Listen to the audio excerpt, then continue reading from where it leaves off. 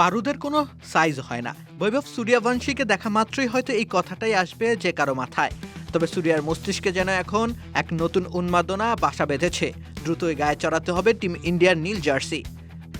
বয়সটা 15 হয়েছে, আর সেই 15 বছরকে ট্রিবিউট দিলেন তিনি স্রেফ 15 বলে 50 হাঁকিয়ে।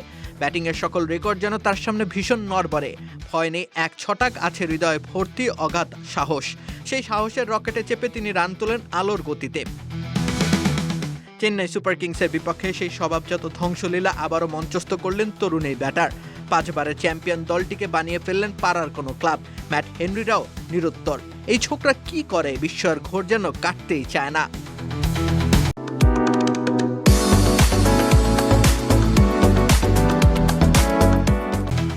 সতেরো বল টিকলেন, সেই 17 বলের 9টিতেই হাঁকিয়েছেন বাউন্ডারি, 4-এর থেকে ছক্কাই বেশি। 5খানা ছক্কার ইনিংসটিতে তিনি চেন্নাই সুপার কিংসের 128 রানের লক্ষ্যমাত্রাকে বানিয়ে ফেললেন ভীষণ মামুলি। প্রায় 306 স্ট্রাইক রেটে তিনি ভারতের নির্বাচক প্যানেলের দিকে পাঠিয়ে রাখলেন বার্তা, বয়স কিন্তু হয়ে গেছে জাতীয় দলে খেলার।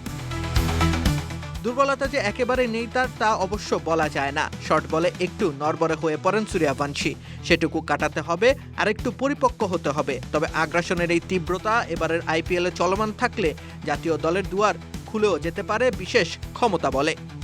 রাকিব হোসেন রুম্মান, খেলা 71।